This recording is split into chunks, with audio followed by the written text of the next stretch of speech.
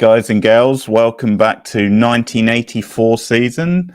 And for this review, come with us if you want to live, but we will require your clothes and your boots, first of all, before you enter 1984 season. So today, hey Rachel, Rachel's here. She's joined me for this one. And today, this is one we watched recently on stream, so it's quite fresh in our memories. And it's the original Terminator, so directed by James Cameron, who's known as a bit of a sci-fi maverick. And this was his first big movie, really, the movie which really put him on the map. And it was probably the movie that also put Arnie on the map, Arnie as the title Terminator. And it also gave us a tremendous final girl in Linda Hamilton, Sarah Connor, Bean, the other lead actor in it, a big name. And you've got a bunch of faces up and down the cast also. And yeah, the rest is sort of history. It's gone down as one of the great pop culture movies of the 1980s and is a film which is still talked about today. And one of the reasons to do like a review like this all these years later is always to look in and see, does this still hold up as well as it did back then? Is it still a classic? Is it a little bit underrated? Because sometimes that can happen as well when you think, okay, that was good, but maybe not quite as good as people say. But yeah, this is a futuristic sci-fi thriller. I'm not going to insult your intelligence by going into the plot because I sort of feel like everyone knows what the Terminator is about. Tell us a bit about your experience with this movie. So I, like a lot of people, I'm actually more of a fan of the second one. And the second one is the one that I have seen more and that I have rewatched more. So I actually hadn't seen the first one, I think, in like a good 10 years when we watched this. So I had pretty much all but forgotten everything except for, I'll be back and come with me if you want to live, the classic stuff.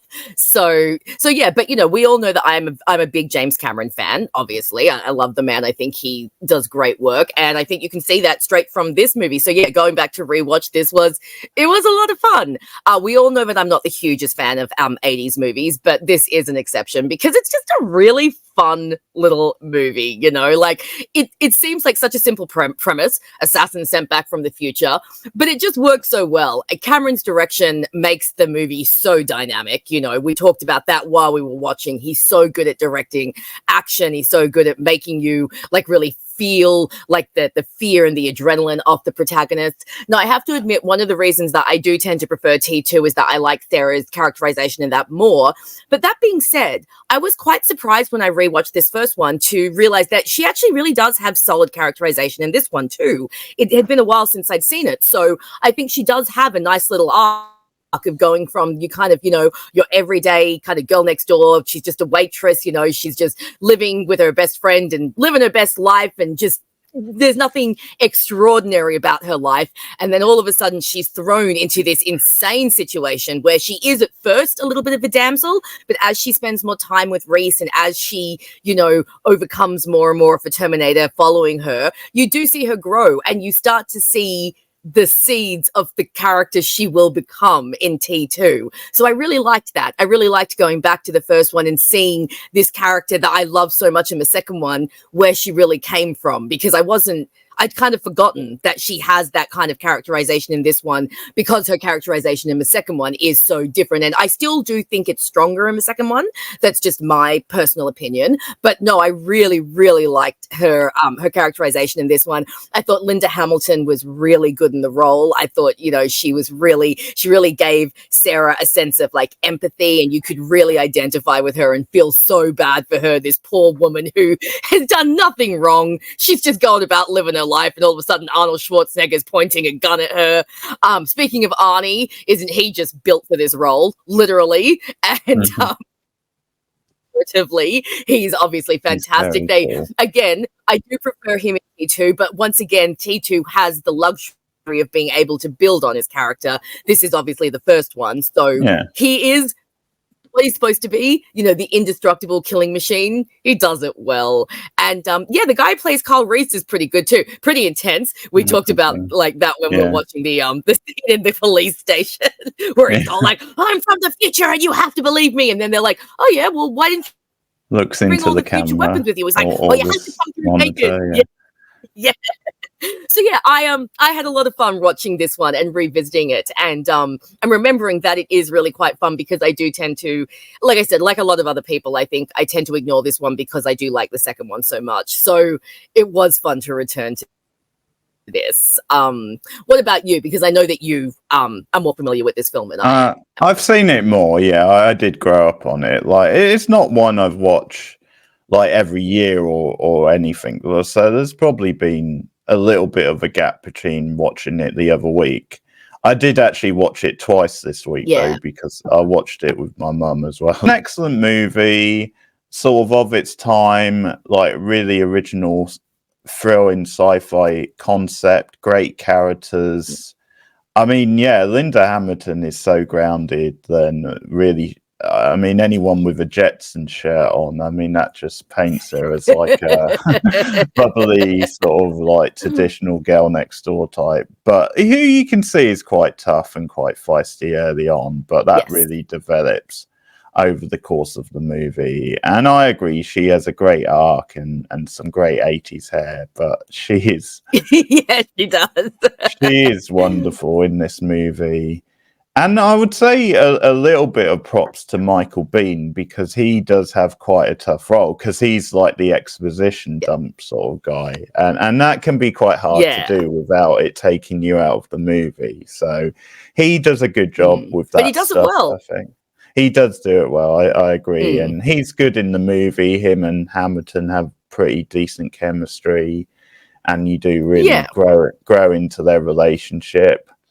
I would say about Arnie with this, because obviously you said you prefer him a bit in the sequel, and I think it was a really smart idea what they do in the sequel to like flip it around, where it's almost like his and we'll probably review it someday, but like where his performance doesn't really change that much, but it still works. You still buy him as like the good version of that character, sort of thing. But I think I might prefer him in this one, actually, and the reason is because you don't really see Arnie play bad guys very much, and so I enjoy it because of that, because he's actually quite very intimidating. But I think and it's just perfect casting, because obviously Arnie is, like you said, really built. He's very sort of mechanical and robotic. And I think, he gets the physicality of the character really down to a T. And there's a lot of charisma. And so I think what happened with his character is that it really took off as this sort of cool anti-hero almost, where he was, on the one hand, really scary and intimidating, but he was also quite quirky and cool, but not in a way that was ever like ever going to be too cheesy, but just these lines coming out of him, and I think that's where the script is really clever, because it's not like they're lines that are forced that you would question, well, why is he saying this? Like, would this like android really be saying these lines, these quite cool lines? It just works. It just feels like it's a natural reaction from him, or because there's a couple of sort of laugh out loud scenes. Like there's the scene where obviously the guy in the motel is like knocking on the door, and and he uses the line that he heard earlier, like it's just really cool the way this film gets inside the technology and the mind of the Terminator, and you see like the infrared design and I just love him scanning down the options for the response, and it's like, that was fantastic. Fuck you, asshole, because that's what one of the punks said to him earlier. And I'll be back sounds like quite a natural thing, and I mean, who knew that would then become a really cool like catchphrase, which he would then use in other movies. So I know. So it's a credit to the writing, and that stuff works and doesn't come off as a bit too like far-fetched or cheesy. But Yeah. As we were saying, I think on stream, I think there's certain question marks you can have about certain things, but the script does do a pretty good job of answering all those questions. Like, it's a pretty, I think so. And you bring through a certain weapon or something. Yes, and then he says, well, you have to come through naked when you time travel. Because I was thinking that too at the beginning of the film. I'm like, dude, you're from the future. Why didn't you bring any like future like ray guns or lightsabers or whatever you've got going on? You know, like bring it back with you. But no. And the thing is, with a lot of these movies, you don't need to know everything as long as you have the basic gist of things. And I think Terminator sets that up very well. You know, we learn how Skynet took over things. We learned how the technology got out of control, and we learn about Sarah Connor and about John Connor and how they came back. Like I mean, that's really all we need to know for this story. You don't. I mean, I think some of the later stories get more and more convoluted, especially since they bring in more elements of Skynet and they bring in more elements of time travel and all the different Terminators. But I think the first two movies in particular, that very simple premise of like John Connor is the savior, we need to protect Sarah Connor, and then by extension, protect him, and people are coming back from the future to do that. I think that really works. And I think that simple premise is what makes the movie so good, because you're not getting bogged down in all the convoluted time travel stuff and stuff like that. You're just watching two ordinary people trying to escape someone who's coming for them. And I mean, Terminators aren't real, but I think everyone can identify with the idea of someone coming after them and being scared for your life and not knowing, you know, whether or not you're going to live or die. So yeah, I don't think it needs all of the rest of the stuff. I think what we got in the movie was enough that you could still enjoy the film without walking away from it going, oh, well, that made no sense. And that, you know, I think it worked. The simplicity of it worked. Yeah, and something you said there is why I think it's such a good movie, is because it's such a simple but inventive sort of idea and plot. And like when you add it all up at the end of the film, it all makes sense. And I think just watching it through the first time, like, we can probably get into spoilers, but most people would know. But like the whole reveal of who the father is to like John Connor's father, and that they're talking about it, and Kyle apparently doesn't know because it obviously happens in the future, and it's like.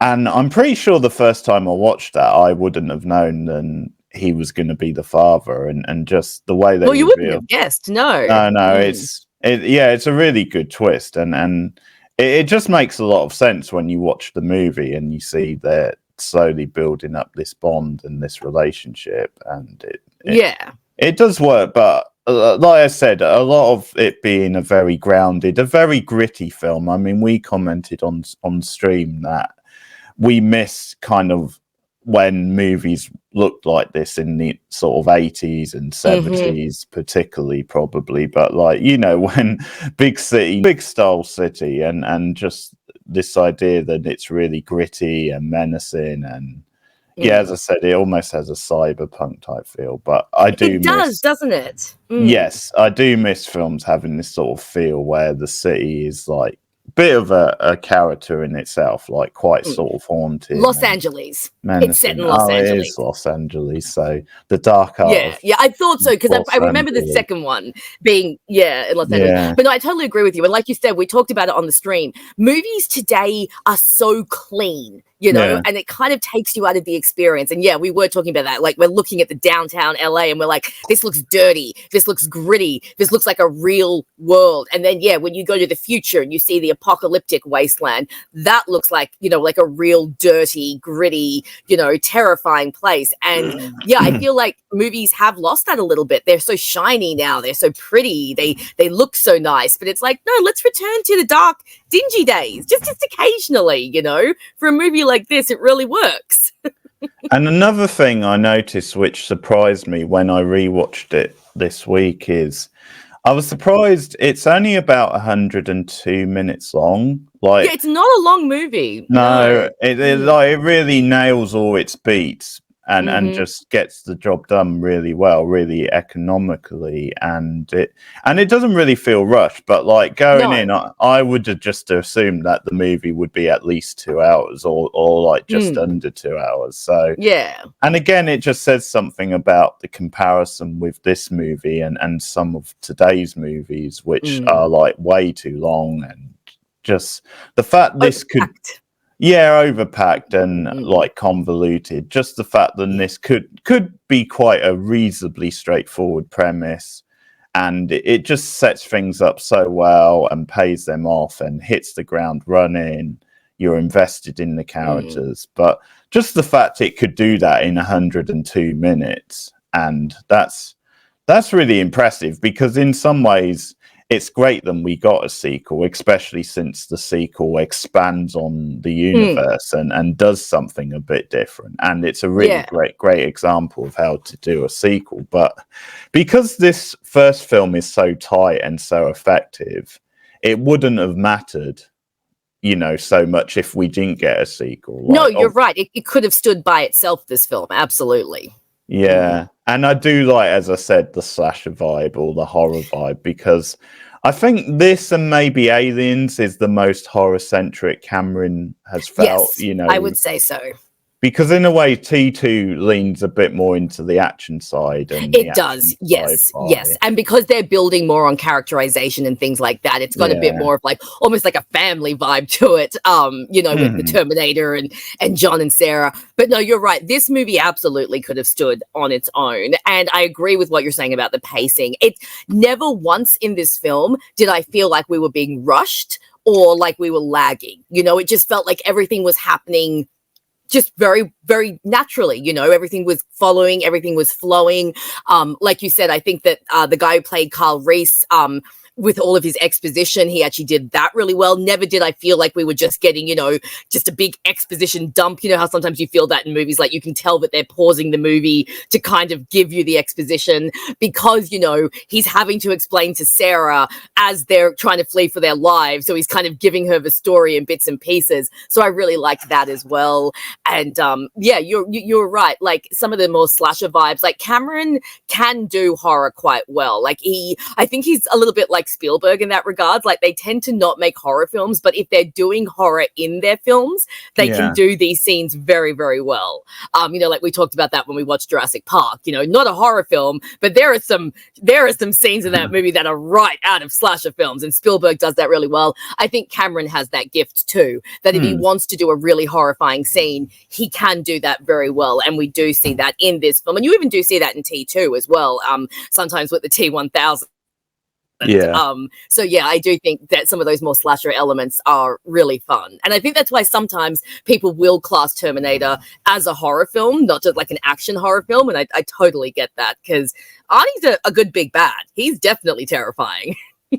Yeah, and you can see like the similarities between that and obviously what we think of as a slasher, like the format, because in some ways he is the Michael Myers style character who's stalking the victim or stalking the main protagonist. So it actually does work like that, and definitely certain scenes, and we'll get more into certain scenes, but that obviously stalking her through the nightclub, the disco, with those cheesy looking extras pretending to with their fantastic dance moves. So good. That's brilliant. I think you can tell they're extras in that scene. But and then the police station scene, which is really eerie because it's all dark, it's set at night. Yes, that's a very good scene. So there's some good like use of like misdirection like in that scene, because like the scene where Carl Reese finally breaks out and gets to her, and she's just under that table, and she thinks it's the Terminator coming towards the door, and it's actually Kyle. So that's a good like misdirect. But there's some really creepy scenes in this, some quite atmospheric style scene. Well, really good effects, some really good practical effects that were Oh yeah. Especially on the Terminator himself, and we talked about that, like the scene where he ahead of takes the its arm time. down, or some of the some of the work that they did on his face, and the cyborg eyes and things like that. Especially for the 80s, there was some stuff that did look a little hokey. In the future, we got some stop motion robots going on, but for the most part, I think it looked pretty good. I think, yeah, the future stuff, and I do like those scenes because they give you an important backstory. Oh, But definitely. yeah, those are the scenes that maybe the budget sort of shows, because Yeah. you have Yeah. to remember nowadays Cameron has carte blanche basically. But I mean, back then this was his first major film. I mean, this True. was We forget that he didn't always have billions to work with. no. So I think the fact this movie is so as good as it is and so impressive on a pretty small budget is impressive, and good practical effects. And I mean, even those scenes look pretty good, but I think you can just tell a little bit in those scenes that it's a cheaper movie. And that's the point I was going to make. I feel this movie feels like a great independent film in some ways. Like, I see what you're saying with that. Yeah. yeah, so I think that's why in some ways it deserves even more credit than maybe it gets at times. But it's because it comes from Orion, who like had a niche for like producing films that maybe bigger studios didn't want to take a chance on. Oh, okay. Yeah. Because it actually produced RoboCop a few years later, and that's funny because there's sort of similarities a little bit as well. But Yeah. that's funny. But they did, like, they produced Amadeus, and they just had a bit of a history of producing like more risque sort of projects. Yeah. Like maybe a major Well, that's studio cool. wouldn't take a chance on. But yeah, no, I really do like, yeah, how sort of grounded, how basic it is in some ways, but also quite inventive. Fleshy the practical effects are on Arnold. Yes. And I like that we get an explanation for that, because I was wondering that. Because I'd kind of forgotten. I was like, why is the Terminator bleeding? Why does he have flesh? And then that explanation that Reese gives, it's like they're supposed to pass as human. So they're supposed to be that if you knock into them or something like that happens, you don't suspect that they're Terminators. And I was like, that is cool. And that was another thing where they didn't over explain it, but they gave you enough that you could be like, okay, that works. And then you could just kind of move on without puzzling over that. So yeah, that was another one that was, again, very well handled. Yeah. So if we get a bit into the film and like the setup of the movie and some of the characters, because obviously we start with the scene like in the future, which sets the tables, and you get this very 1980s kind of like computer graphic styles, which I do love. I always love when I'm watching a movie from this time period, seeing that. It's very, and there's sort of neon effects in this movie, like in the disco scenes, and obviously the Terminator has a laser on his gun, which looks really cool. But the setup is really good. And then I want to talk about the scenes with the punks, because we obviously noticed Bill Paxton, a pre-famed Bill Paxton, who was also in Aliens and later on Twister, so has worked with Cameron before. And yeah, we all love Bill Paxton. Of course we do. Sad loss. But did you notice who one of the other punks was in that scene? I was too busy focusing on Bill. Who else did we have? Well, one of the other punks was played by Brian Thompson, who played... I know that name. Yeah, he played the judge in Buffy. Oh, yes, and Luke. And Luke. He's also in Charmed. He's also in Smallville. He is in everything. I love this dude. Oh, I didn't even notice that. I'm going to have to go back and rewatch it now. Yeah, I think I might have noticed on the rewatch this week, and like, yeah, he's in X-Files as well. He's in lots of genre style shows like that. So yes, absolutely. Oh, I love him. That's so cool. Yeah, he's a great character. Oh, he's also in Baywatch, apparently. Okay, he just went for something different then. He just, yeah, I'm just looking at his change up. I'm just looking at his IMDb page and like, wow, yeah, he's done a lot. Mm. Okay, yeah, I've got to check him out in Baywatch. I wonder if he still plays a crook or if he plays a more. I know, because he always plays slightly dodgy characters, doesn't he? Yeah. Oh, that's funny. Yeah, but no, he's great. I'll have to keep an eye out next time I watch Terminator. He's one of, and the movie does establish like little bits of humor like sprinkled in, as I said, and just but it never really goes too far with it. Like it gets the right balance, but like just Arnie, very deadpan, and this is why you cast Arnie. But like your clothes, your boots, give them to me. Yeah, and they just react like typical pugs. They're like, "Fuck you, asshole," and then they learn, don't they? Yeah, he punishes them. And just the whole thing. I mean, I love like this very simple effect of Arnie flying through like this portal and just like the light shining on that sexy muscular body and and then so we all know that Keith has a little bit of a thing for Arnie.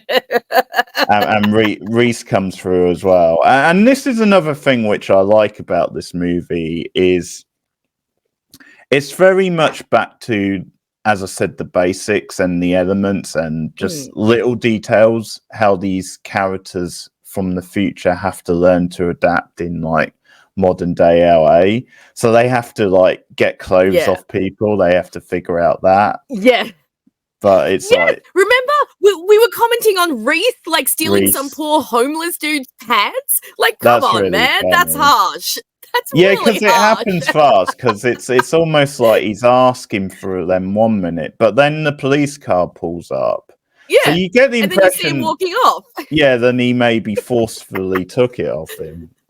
Well, obviously he did because the homeless guy was complaining. It's like arrest him, and I would complain too. Dude took my pants. you get some fun chasing, like cat and mouse style stuff. Now, one thing I do like, and I can't remember what I thought about this when I first saw the movie, but I think there is a bit of a mystique to Reese because the way they play it off is then I think you definitely, well, you obviously know quite soon then like Arnie's character, the Terminator, is a villain, but you're not quite sure about Reese because they sort of keep that quite a mystery, and he's obviously going after Sarah in that same club, and absolutely. you don't have a lot of like information on him, so you're not quite sure. You were talking earlier about misdirection, and I was going to say that, I think the misdirection that surrounds Kyle Reese when he first comes, because, you see Arnie, and then you see Kyle, and you're thinking to yourself, like, if you hadn't seen this movie, I mean, obviously these days everyone knows the Terminator, but, like, back in the day, if you'd gone to see this movie in 84, you might end up thinking, oh, is this, like, a rival Terminator? Is this someone else come for her? Like, you literally have no idea, and so, there's definitely some mystery, and then, once he does find her, he's not exactly gentle with her. Remember, Cindy and I were talking about how he's like manhandling her all over the place, which, I get because there's a killing machine coming after her. But by the same token, it's like, are you a good guy? Are we just out here manhandling women? I think that Reese definitely has a bit of a mystique surrounding him. And of course, you have to find out the deeper story with him. Like, why him? Why has he been sent back? How much does he know about Sarah? How much does he know about John? And like you were saying, Sarah herself has no idea. Reese has no idea who the father is. And it's a great little mystery wrapped up there that does surround his character. And it is like really quite fun to just kind of discover that as the movie goes along. Yeah, and speaking of what I was a minute ago, I do enjoy the use of the good old-fashioned yellow pages, which yes. both Terminator and Kyle Reese both use to like look up Sarah Connor. Reese's point of view, it's almost like we've got a copycat killer on our hands here, which isn't exactly true because he's just getting the wrong Sarah Connor. Oh man, all these and it sort of works that because you could imagine there would be enough Sarah Connors in because it's especially a pretty somewhere like LA. Name. So Sarah's a pretty common name. Yeah, Connor's pretty typical as well, so I do like that. That sort of makes sense. But you got to wonder how many people in real life called Sarah Connor changed their name after this movie. Yeah. I'd be changing my name. And again, we get good bits of humor, like with the the work colleague at work. She's like, "You're dead, honey." They've got like the news on, and I imagine people would say that because it's not at that point. You're just assuming, okay, just someone who happens. Just some random person. You've got nothing to worry about. So you would probably pop a little dark sort of gag, but personality even to like supporting characters in this movie. Well, like the housemate, Ginger. She's pretty colourful and out there, and we like Ginger and her annoying boyfriend who likes to dirty talk on the phone apparently without even finding out who's on the other end. That's always a gamble. Just expecting. Oh dear! They have some. Oh, and of course, we love Lance Hendrickson in the police as one of the cops, and of course his boss as well. I can't remember the actor who plays him, but the black cop who's in charge of everything, he's pretty cool as well. So yeah, it's like you said, even though they're only supportive characters, they all have a bit of color to them. They all have a little bit of personality. They're not just standard like extras that are just there with no personality of their own. You can see that there was care taken even with the minor characters, and that's I think why the movie feels so authentic and feels so real and grounded, despite the fact that it's a science fiction movie. Really effective like action sequences, some really good chase sequences, so the stakes start building. Obviously the direction is very good in that disco like scene that we have. That's a great the sort of slow motion shots, the sort of red laser beam slowly homing on her, and just the shootout. So there's a great scene with the cops in the parking lot, like that sort of, and that's really intense because you've got Sarah and Kyle talking as quietly as possible under their breath and ducking down, and they have to find the right way to make a bolt for it without being seen. And you've obviously got the cops getting involved. There's a bit of a pile up at some point, chaos in the parking lot. So that's good fun. But Cameron has always been good at directing action. So there's some great action scenes. Say what you want about him. Cameron is fantastic at creating stakes and fantastic at putting people in these situations that you think, oh my God, how are they going to survive? And he knows how to film action. He always has. Like any of his films, I mean, even the less actiony ones like Titanic, you look at like the sinking of the ship and the way he films that, and it's so dynamic. And you can see that right from here. It's one of the reasons that I really love him as a director. He just really knows how, like I said, how to create stakes and how to really make you feel for these people. And I think like when you watch T2, he just ups it in there, and some of the scenes in there are just so great. But I mean, we were talking about this, some of the practical scenes, like with the cars, the car chases, and you think that like back in the day, this would have all been practical effects. This would have all been stunt drivers and, cameramen in the car and, using all the different techniques to capture those chase scenes. I think the police scene is done really well. The police station scene where Arnie comes to the station. That's a great scene. Lots of running around, lots of misdirection, as you said, lots of, oh my God, who is where and where's Arnie going to come out of next and who's he going to get? So very keeps the adrenaline going.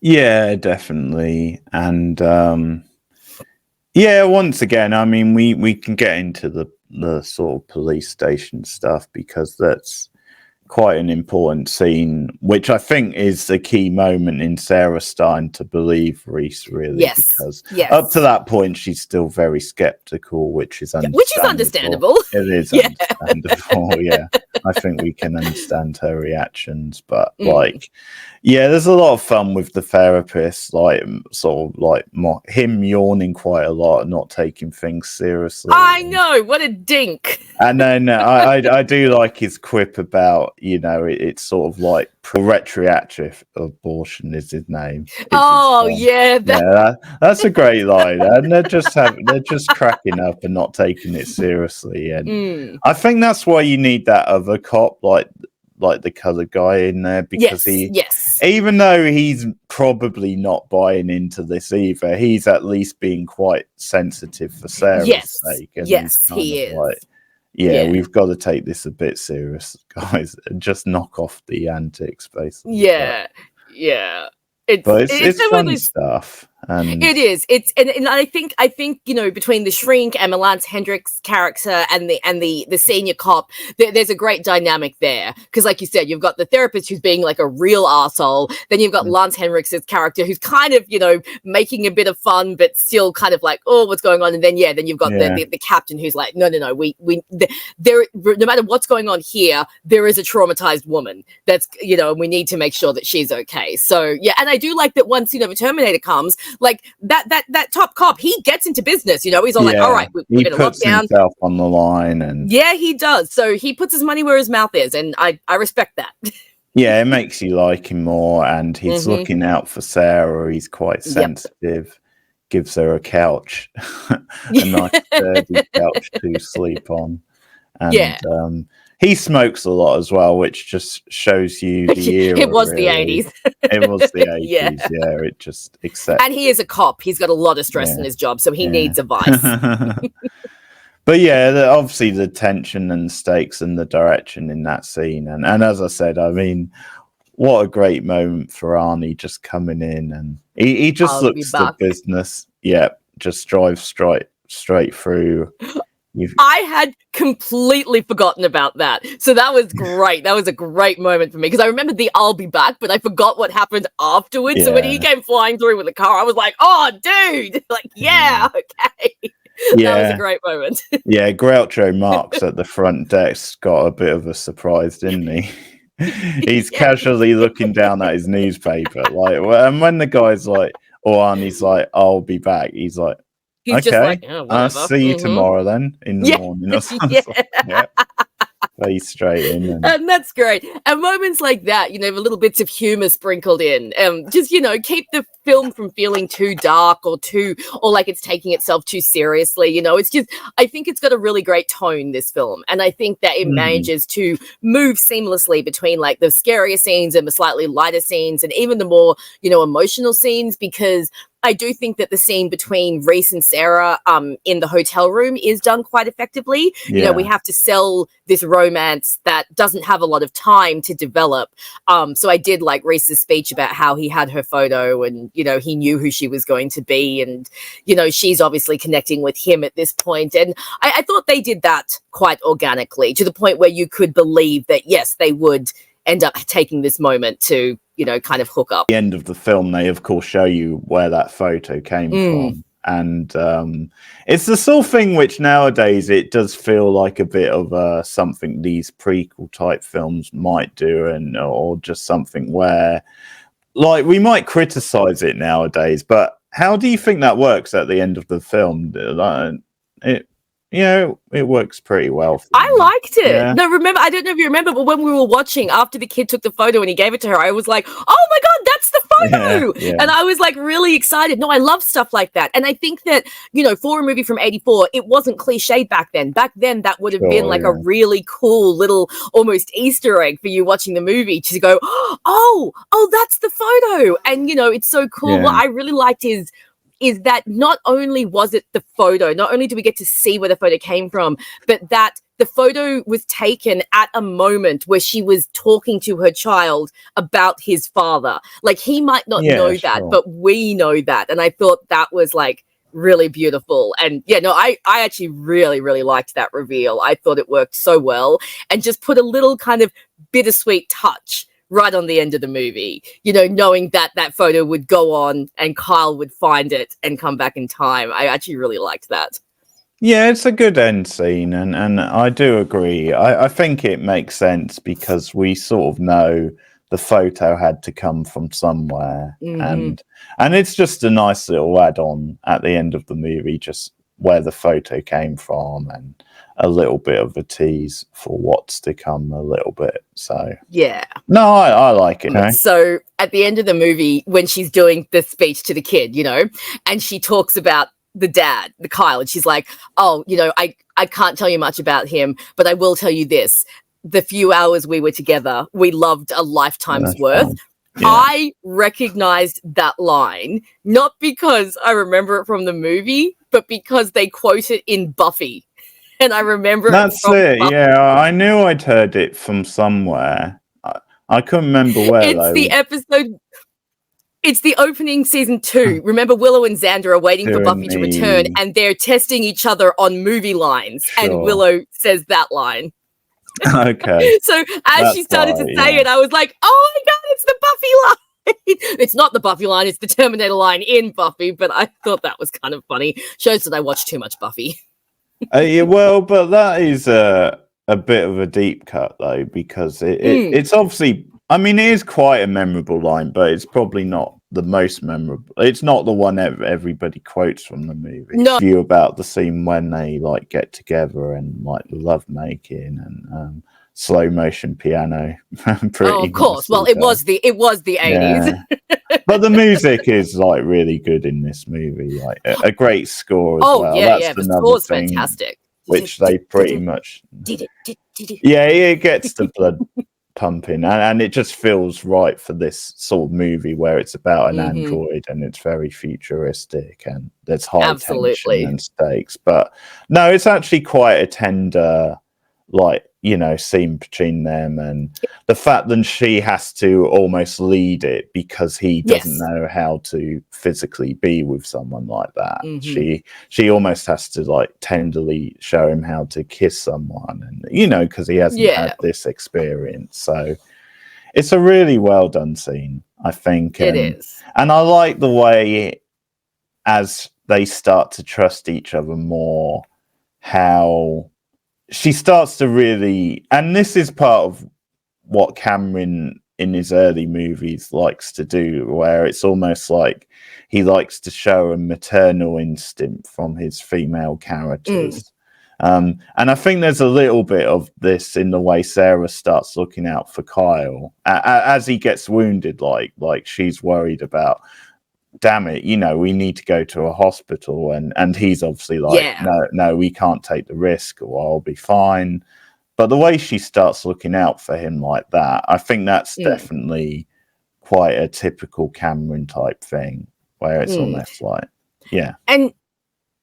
and for this movie in particular, it's almost an interesting switch in dynamic because, you know, for the first half of the movie, it's all Kyle being the protector and, you know, Sarah's almost the damsel and he's like, you know, I have to save you. But then once he starts getting injured and she starts to realize that, you know, even though he's got experience with fighting and stuff, he might not be experienced in other lives. And you see the power start to shift and she stops being the damsel and they actually start to be almost more of a partnership. And like in the final fight against Arnie, you know, they're working together, you know, the two of them are working together. So she's gone from being the damsel to actually being able to be someone who can kind of help fight alongside. And, you know, she obviously in the end takes down Arnie by herself, which is so great. So it's actually, when you think about it, it's quite a well done dynamic, Kyle Reese and Sarah Connor, especially considering they really did not have much time to develop it. I think it's done quite well.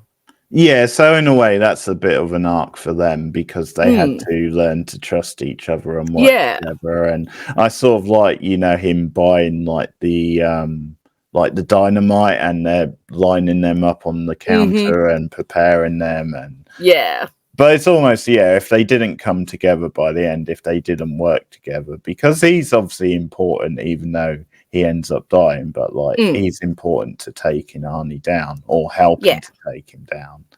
And if they didn't work together like that, chances are they wouldn't have defeated the Terminator. So, and there's nice little touches, like, you know, like the scene where we find out that the Terminator has killed Sarah's mother and he's just there. Oh, yeah. Oh, that scene. Remember, it really got both of us. Yeah, because it's pretty eerie because he's just sitting there in the dark in like almost her rocking chair and he's just like impersonating her voice, because that's another feature of the Terminators and they can do. And it's just the way he finds out where they are. And I mean, you gutted for Sarah. I mean, obviously later on she would have found that out after all this had gone down. But it's like, he went after her mother. He killed her mother.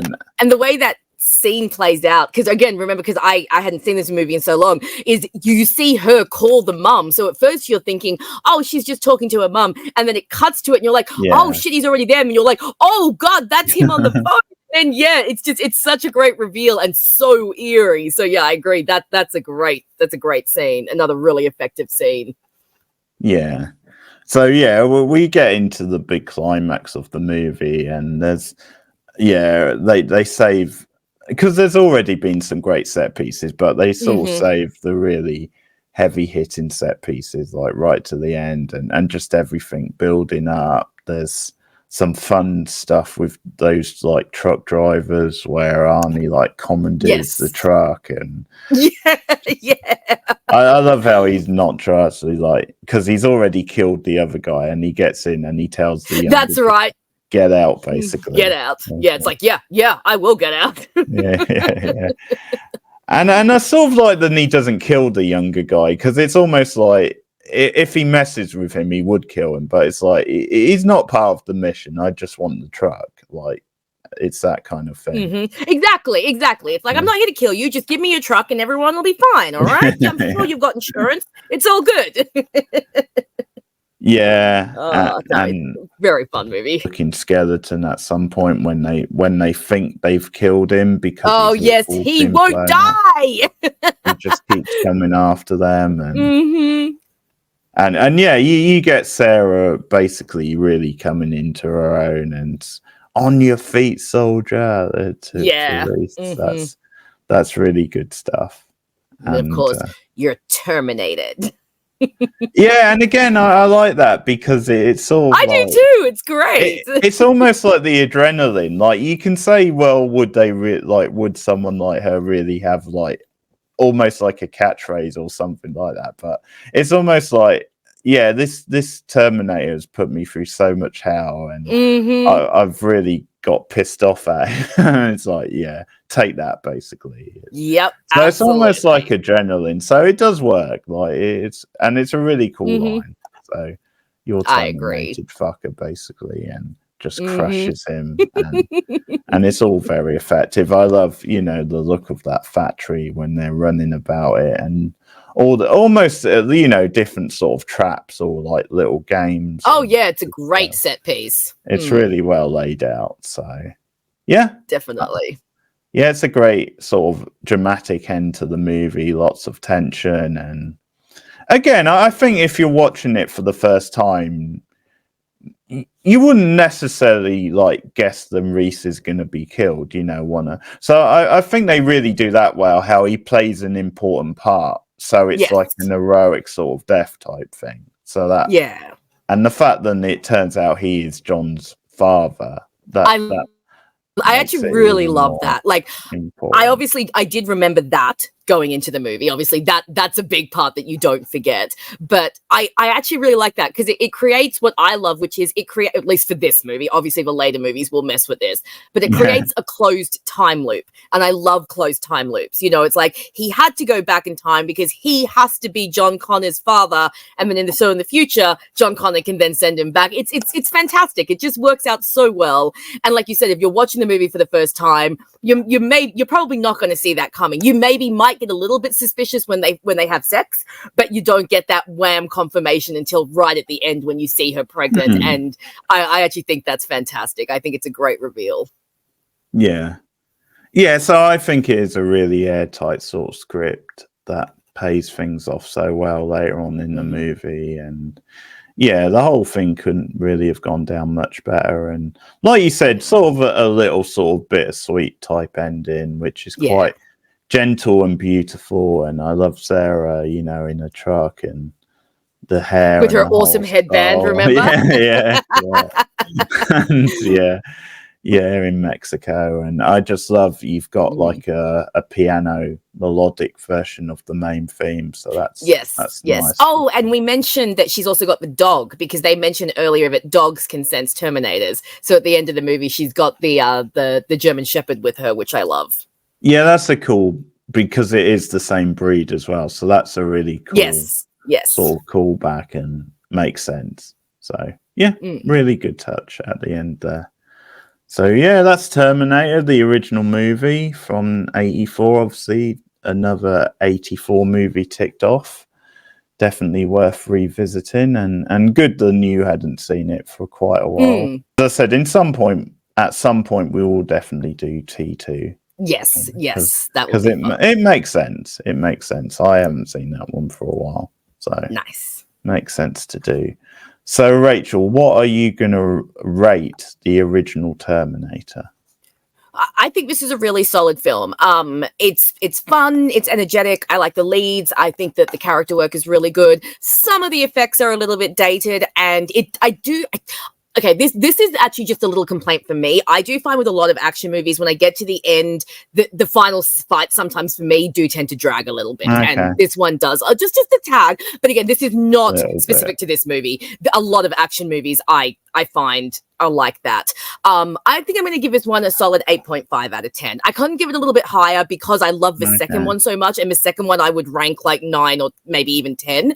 But I think 8.5 is pretty good, and it might go up if I revisit this movie when we watch T2. It'll be interesting to see how I feel about that now, having watched the original more closely. But 8.5 for me, very, very fun film. What about you? That's good. Okay. I think I'll go 9.5 because I think this is pretty close to a perfect movie. I think it's just that thing of like there are very few perfect movies or very few tens, but like this, I think this does pretty much everything right, and like one or two, like you said, effects type moments. But yeah, I think overall I really love the practical effects and the simplicity of the movie, and it just having that little bit more of a horror vibe is something which is sort of up my alley as well. But pretty much everything it does, I think it does really well. And as I said, I think it does deserve extra credit because it is a pretty low budget movie. And like later on, because this was a massive success, Cameron could obviously follow it up with a higher budget for like Terminator 2, and this sort of set him on the path really. But it does say something, like it's obviously gone down in pop culture. Like everybody now of a certain age knows, I'll be back, and knows some of the classic trademarks of Arnie and the Terminator, and just become really cool. So it just says something that it sort of holds up the way it does 40 years on. So absolutely. Yeah, that's the Terminator, guys. I hope you enjoyed this review. Let us know what you think of the Terminator in the comments below, the original. Do you agree with our review of the movie? Like and subscribe as always. You can support me at patreon.com/borednow. For as little as $1 a month, you can get some extra perks on there. So some movie and TV commentaries, some sort of unpopular opinion type videos, or you can get things like early access to certain videos as well. Also, now that the channel is monetized, you can hit the super chat button in the description of this video. Thank you, Rachel. So yeah, if you want to make a donation that way, that would be great, so you can support the channel that way. But yeah, thanks guys. And just to say, next time on 1984 season, it will be a solo review from me, and I'll be doing a French film. French, ooh la la. Yeah, I knew you would do that. A Gene Becker movie. I'll be on that review with my cravat and my French, and your beret. Yeah, my beret and French bread and everything. So that'll be A Deadly Summer. That's what that movie is. So that's going to be the next 1984 review. But I will be back at some point with Rachel doing another 84 movie. I know we've got one planned for October, so look out for more stuff coming from us soon. But Rachel, if you want to promote your channel before we go. Guys, you can follow me, Rachel McDonald, video essays about TV shows and movies when my mind's actually working. I actually do have a couple of things I am working on right now. They should be up soon. But yeah, you can subscribe to me there. My Tumblr's also linked through there. And I have also recently joined Instagram, which I'm going to link on my YouTube as well. So come and follow me everywhere. Okay, that's great. I'll put the details in the description as always. But thanks for watching, guys. Again, let us know what you think of the movie, and we'll see you again soon. And it's fair to say you have now all been terminated. We'll be back. We'll be back at some point. Yes. See you later, guys. Take care.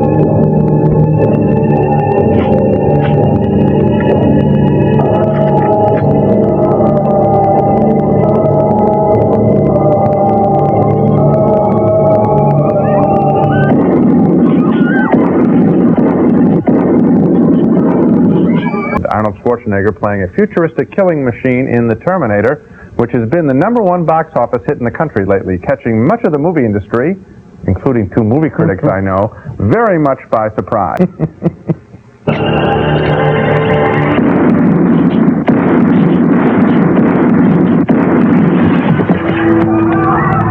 The nation's #1 box office hit in recent weeks has been The Terminator, a violent action movie starring Arnold Schwarzenegger as an avenging killer from 40 years in the future. He is half man and half machine. His skeleton is made out of stainless steel. He's got computers for brains, and that doesn't leave a whole lot of room for his personality. His mission is to kill a young woman from today before she can become the mother of a rebel leader of the future. And in this scene, the young woman has just taken refuge in a police station. You'll be perfectly safe. We got 30 cops in this building. Thank you.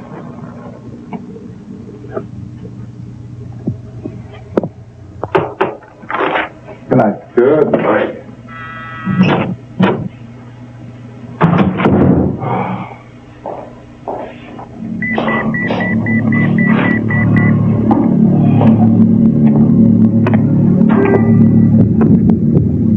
I'm a friend of Sarah Connor. I was told that she's here. Could I see her, please? No, can't see her. She's making a statement. Where is she? Look, it may take a while. You want to wait? There's a bench over there.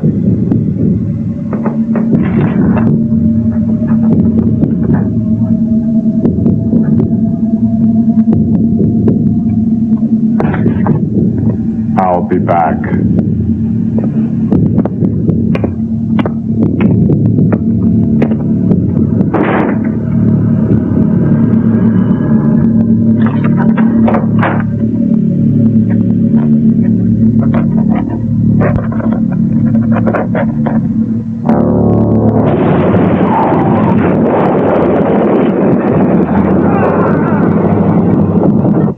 That kind of goes right on the list with that scene where Chuck Norris drove the pickup truck out of the grave. Remember that scene? Yeah, but I think, you know, along with your balloon theory, I think you might say that a good picture is never made where someone drives a truck through a plate glass window.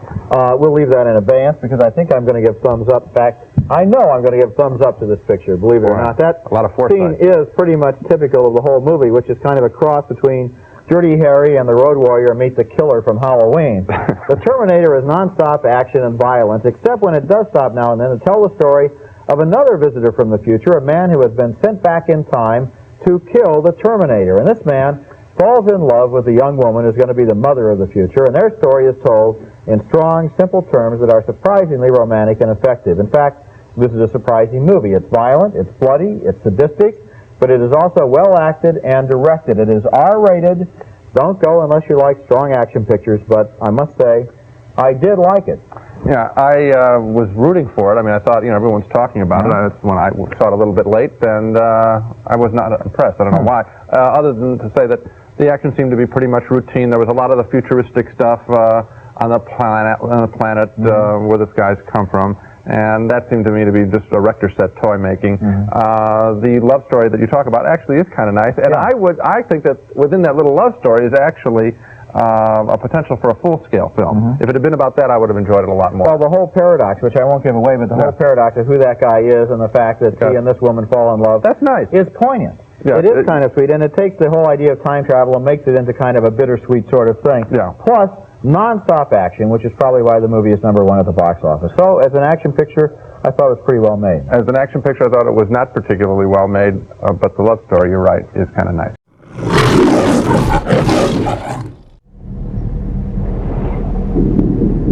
In the 21st century, a weapon will be invented like no other. This weapon will be powerful, versatile, and indestructible. It can't be reasoned with. It can't be bargained with. It will feel no pity, no remorse, no pain, no fear. It will have only one purpose: to return to the present and prevent the future. This weapon will be called the Terminator. You're dead, honey.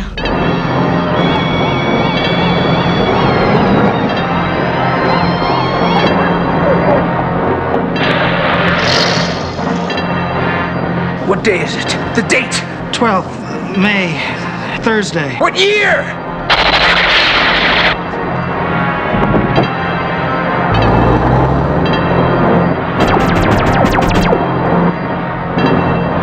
I'm here to help you. I'm Reese, DN 38416, assigned to protect you. You've been targeted for termination.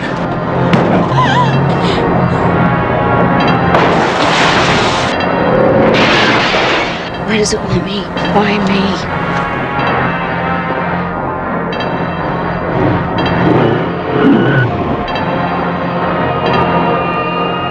Arnold Schwarzenegger is